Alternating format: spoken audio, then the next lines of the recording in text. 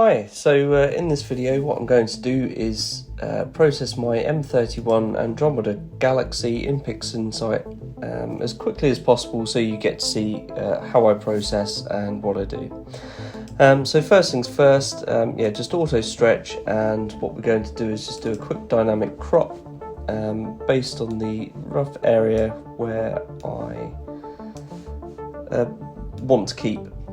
So I'm going to go for a rectangular crop and make sure that I'm not right on the edges because of either dithering or just guiding issues and things like that. So trying to keep as much of the image as possible. We'll go with something like that. Click the checkbox or click the tick to complete the crop, and Command 0 just to zoom in a bit. That's Control 0 on Windows. Just going to do automatic background extractor, set the box and the box separation to 8, correction to subtraction, discard the background model, replace it, and I'm going to probably run this maybe a couple of times. I'm going to have to auto stretch this again so you can get to see what it's done, and it's got rid of that green colour cast. Let me just run it maybe one more time. Just to try and get the edges smoothed out a bit, or sort of the vignetting fixed. So I'm happy with that so far. Next thing we want to do is background neutralization, just to kind of remove any background casts as well. Select the view, which is the only image I've got open, drag the triangle, and that completes background neutralization. The next step is on to color calibration. So this particular galaxy or this particular image, I can do this by selecting the main core of the galaxy for the white point. Select that as preview 1. So any kind of previews that you create, you can use Option N or Alt N on Windows, and that gets you a preview. So create another preview area in a or the darkest area I can find within this particular galaxy, and that is in the top area of this particular galaxy. So preview 2, select that, drag the triangle onto the image, and that is color calibration done. What we want to do next is to go through a denoise activity, and what we want to do is create a luminance mask by clicking that button, and then you stretch this and you can see the mask, but we actually need to sort of completely stretch this and create a linear image. So we want screen transfer function, histogram, transformation, select the luminance layer, auto stretch that, drag the triangle onto histogram transformation, and then drag the triangle onto the luminance layer. We then reset by clicking those little arrows in each of those controls, and we have a luminance layer which is now stretched. So we can use this in a number of different places, but what we first need to do is to attach that luminance layer to this image. And you can see that the mask has been created. All of the red areas are protected and the white areas are what would be modified. We need it the other way around, so we're going to invert the mask. We're also going to disable the mask so that we can see what we're actually working with. Let's close that luminance file, and we've got this open here. So what we want to do is denoise using the multi-scale linear transform. So that is up here. I can never find anything in the menu, so I just go for alphabetical. We now want to go down to target, and we're going to target luminance data only. And for this we want just 4 layers. I'm going to select noise reduction for the first layer, and the value is 3, 0.35, and 3 iterations. Select layer 2, noise reduction, 2.5, 0.35, and 1. Layer 3 is going to be 1.5, 0.25, and 1. all of these values you can just tweak and play about with however you want, and you can see how they fundamentally have an effect. What we can do here is just quickly going into preview, open up the preview here, and it will address. So if you turn preview off, you can see the noisy part of the image, so it's only luminance. You can see the noise rather than the chrominance. Apply that and it's then flattened. So that's good, we're happy with that, and we can now drag that onto this image to remove the luminance noise. Let that finish processing. Reset this particular layer, and then we want to go to target and chrominance. So we'll open this preview again so you can see whilst I'm doing this. And we're going to select 7 layers in this particular one. So selecting noise, take the defaults, noise again, take the defaults. So layer 3 noise, I'm going to drop this to 2.5. We're going to set this to 0.8, and that's 1. Then the 4th layer, which is the final one, that's going to be default 0.8 and 1.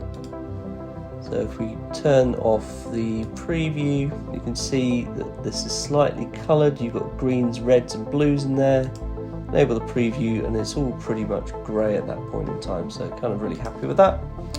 Going to select the image, drag the triangle onto it, and that is now noise reduction done. Get rid of that mask now.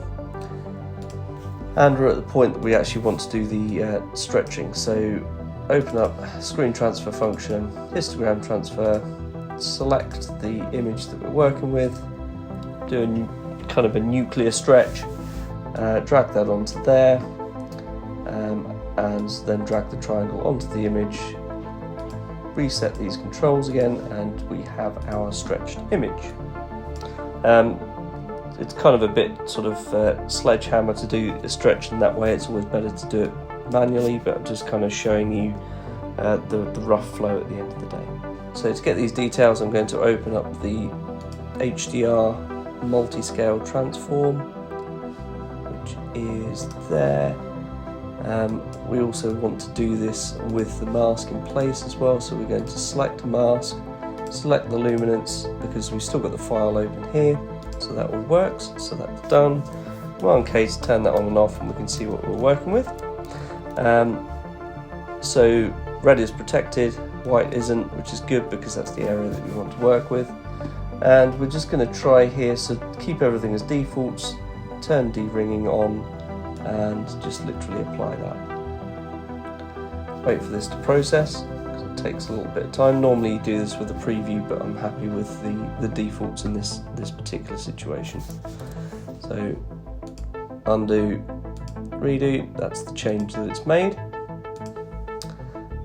Next thing we want to do is a local histogram equalization.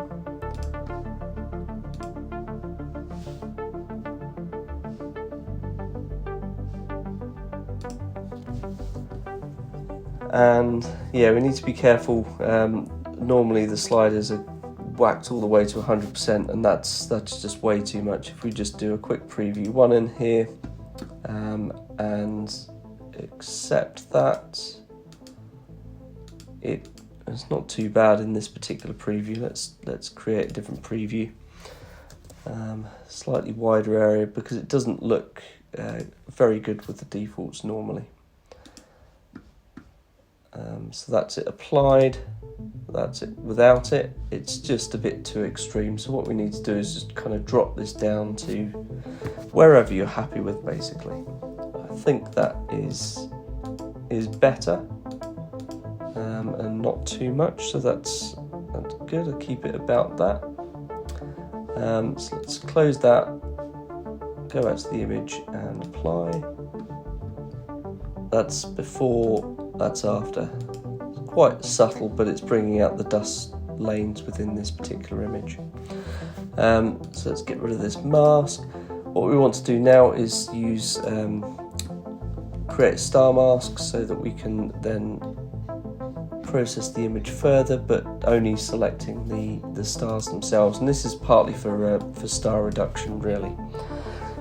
So setting the value to 0.4, scale to 8, large scale 1, small scale 1, compensation 2, smoothness 14, and then the shadows, midtones and highlights all the same values. Truncation has just been dropped slightly, and that's pretty much it. We'll apply that to get the star mask. And what we're going to be doing with this is using the star mask as a mask, so we apply that to the image itself, purely so that we can do some star reduction, just to bring these the intensity of the stars down the tab. So we're going to do that by using Morphological Transformation. Another great name for a control. I'm sure it means something to someone. I do need to do a bit more reading up on this. So yes, using erosion minimum, the amount to about 0.46 in this particular instance. That's just what I kind of like. Size 1, and make sure that you've got sort of rounded stars selected. So if we drag the triangle onto that, you see that this intensity of the stars has dropped a tad, but not too much. So that's star reduction done. We can use next to sort of see if there's, I don't think there's too much sort of green cast, but we can use SCNR with the colour drop down of green, drag that onto there to see if, basically remove any kind of green tint to the image, but I think it's pretty much okay anyway, so I'm kind of happy with that anyway. So that's all that done. What we now want to do is some further enhancements to the galaxy itself. So what we're going to do is remove the mask, and what we want to do is go to processes, all processes, and down to range selection. So we're going to use range selection, open up a preview to basically get to a point of only selecting the core of the galaxy basically. So actually let's just reset these sliders. So this is how it will appear to you, and what we need to do is increase the lower limit to get as much of that galaxy as possible that we're happy with, and then increase the smoothness so that we're blurring out all of the other stars, and we can get rid of those in the future step. Kind of happy with that. Cancel the preview, drag that on there, and we've got our new range mask. What we want to just do quickly with this range mask is actually use curves here as well on RGB, just to reduce the intensity of the elements around or outside of the core of the galaxy, so that they're not really making any impact there as well. So we've got our range mask, drag the range mask onto the image itself, so we've now got the galaxy itself is now highlighted. And what we can do in using this is kind of cancel and bring all of that down. Whilst we've got that selected, what we want to do is use curves transformation to boost this particular area. So we can bring down the darks a bit just to boost a bit of contrast, and the lights up to make the galaxy pop a bit more. So I'm kind of happy with that. And then the saturation itself, so boosting the saturation to a degree where you're kind of happy that it doesn't look too false. So I'm kind of happy with that. Also what I'm going to do just with this particular image is to boost the core of the galaxy, just bring out the yellows a bit more, not that much. And then also bring the blues out a bit as well, but bring that all the way down there. This one all the way up here. It's quite tricky to get that right, but that's it before. Basically not really much colour there at all, and that's it after, and I've kind of just boosted the area of colour around here so it just looks a bit more interesting. So at that point we can kind of apply this. So close the preview, drag the triangle onto there.